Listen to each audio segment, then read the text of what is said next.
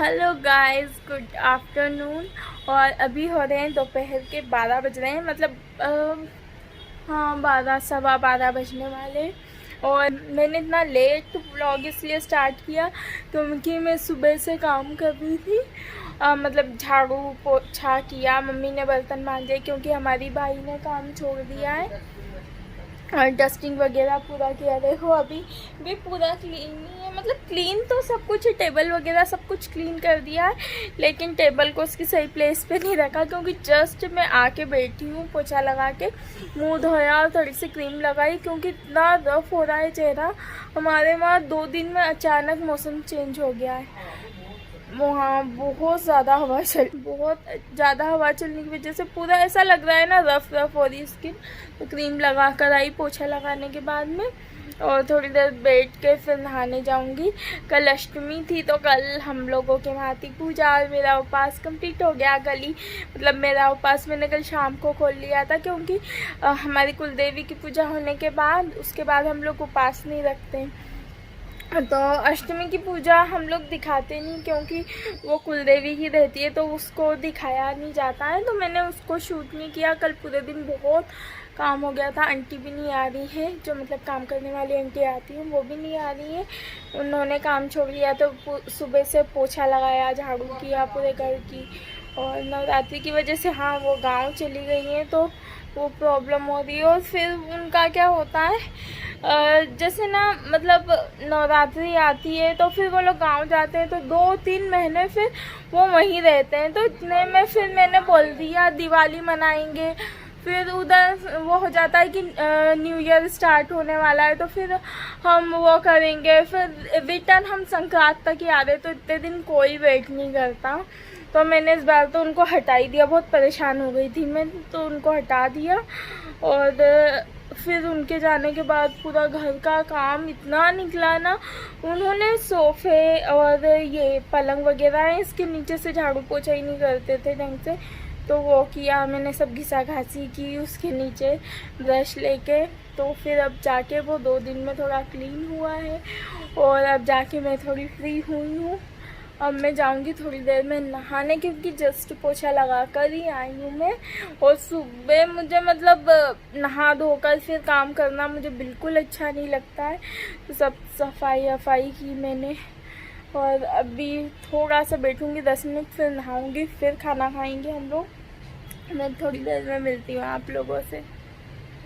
अभी हो रहा है शाम का टाइम, मतलब 7 बज चुके हैं और मेरा खाना बनाने का टाइम हो गया है। और आज हम लोग बना रहे हैं बाटी, क्योंकि बहुत दिन हो गए हैं बाटी खाए हुए सभी को। तो यहाँ पर मैंने 2 छोटी कटोरी इस साइज़ की आटा लिया है, नॉर्मल गेहूं का आटा है। और इसमें मैं स्वाद अनुसार नमक डालूंगी और आधा चम्मच अजवाइन डालूंगी।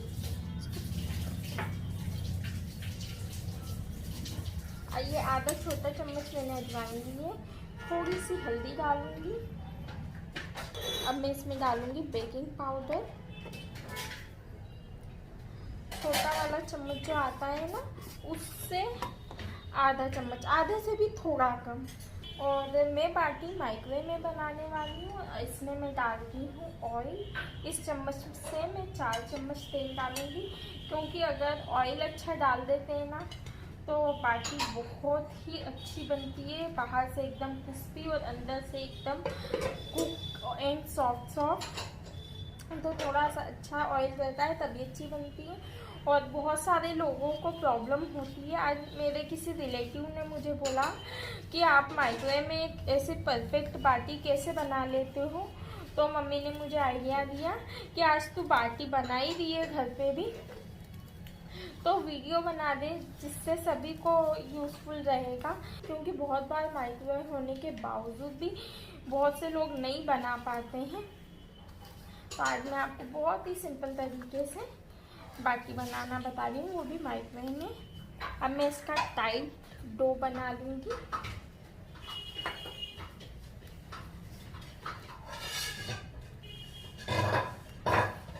तो मैं थोड़ा थोड़ा करके पानी डाल रही हूँ और बीच बीच में आवाज़ इसलिए आ रही है क्योंकि मम्मी बर्तन क्लीन करती हैं। आप लोग जब भी बाटी बनाएं और उसका डो बना रहे हो तो आपको याद रखना है कि आपको ऐसे उसे गूँथना नहीं है, मतलब जो मुक्का मार के हम रोटी के आटे को गूँथते हैं वैसा नहीं करना है। उसे बस इस तरीके से हमें ऐसे मिक्स करते जाना है और उसका डो बनाना है।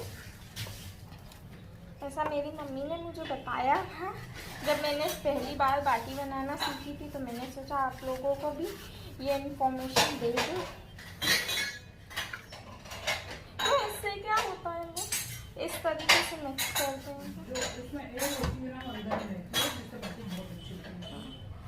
हाँ, और इससे ये होता है कि इसमें जो एयर रहती है वो इसके अंदर भी रहती है और बाटी बहुत अच्छी तरीके से फूलती है। ऐसे ना छोटे छोटे टिप्स बहुत ज़्यादा काम के होते हैं।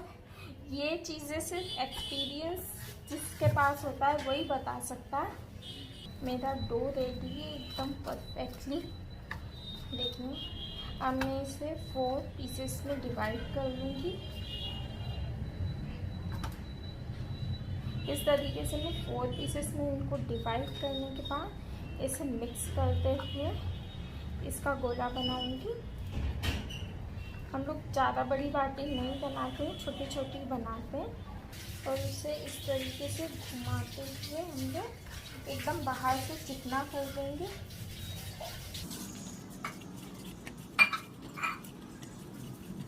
और इस पर ऐसे छोटा सा छेद कर देते हैं। इसी तरीके से मैं बाकी के भी पेड़े बना कर रख लेती हूँ। और मैंने अपनी बाटियों को जिस साइड से छेद इसमें हल्का सा ऐसा गोला बनाया था उसके अपोजिट साइड पे लोअर रेक पे रख दिया है माइक्रोवेव वाली।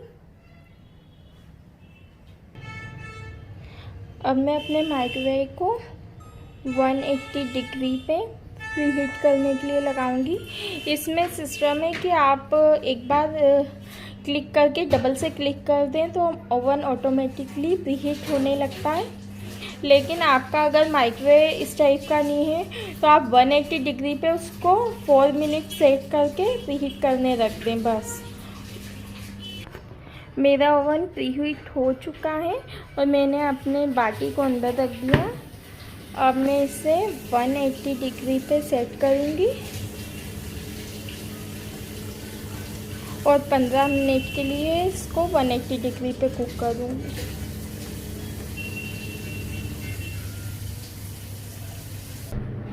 मैंने बाटी को 180 डिग्री पे 15 मिनट के लिए कुक किया था। अच्छे से फूल गई है, ये देखिए आप।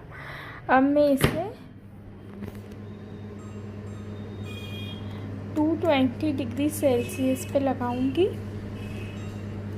20 मिनट के लिए। इससे बहुत ही परफेक्ट कुक होती है बाटी। अभी अच्छी तरीके से कुक हो जाएगी, थोड़ी देर में हम लोग देखते हैं। मेरी बाटी रेडी है, मैंने इसे माइक्रोवेव से निकाल लिया है 20 मिनट बाद और देखिए एकदम क्रिस्पी बनी है। आपको पास से दिखाती हूँ, हल्का सा कलर आ गया है। मैं इसको इसे हल्का सा ऐसे प्रेस करते हुए डायरेक्ट पिघले हुए घी के डब्बे में डाल दूँगी और कुछ देर के लिए इसी में रहने दूँगी। 1 मिनट के लिए मैं इसमें छोड़ दूँगी अभी से। और अब हो चुके हैं 1 मिनट। अब मैं बाटी को निकाल दूँगी, डायरेक्ट मेरे कैसरोल में रख दूँगी जिससे गरम बनी रहे। इसी तरीके से बाकी की बाटियों में भी घी लगा लूँगी, हल्का सा दबाऊँगी और इसे भी घी के डब्बे में रख दूँगी। थोड़ी देर इसमें रहने देंगे जिससे बाटी अच्छे से घी पी ले। हमारे वहाँ मालवा में बहुत ज़्यादा घी खाते हैं हम लोग। मेरी गर्मा गर्म बाटी रेडी है और मैंने अपने कैसरोल में निकाल ली थी। थोड़ा टाइम लगता है घी लगाने में मुझे, और देखिए घी लगाने के बाद क्या शाइन करती है बाटी। और देखिए मैं आपको एक बाटी तोड़ के भी दिखाती हूँ, ये वाली तोड़ के। ये देखिए अंदर तक घी भी चला गया है और एकदम कुक हो गई है बाटी। देखिए आप मैं इसे ढक कर रख दूँगी क्योंकि पापा भी थोड़ी लेट आएंगे। मैं घर पे आ गया हूँ और चीना खाने की तैयारी कर रही है और खाने में बाटी बनाई है इसमें मेरी मनपसंद और दाल सब्जी। और मैं अभी भी आया हूँ, हाथ मुँह धोया है और आज दशहरा है। सभी को दशहरे की बहुत बहुत शुभकामनाएं।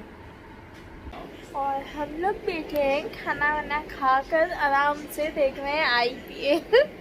वैसे आज संडे है, कपिल शर्मा का टाइम हो गया है आने का, मतलब कपिल शर्मा स्टार्ट होने वाला है और हम लोग सब पर IPL देख रहे हैं। मैं और पापा IPL की फैन है और मम्मी को कपिल शर्मा बहुत पसंद है। तो अभी झगड़ा हो रहा था हमारे घर में, बहुत बड़ी फाइटिंग हो रही थी IPL और कपिल शर्मा के लिए।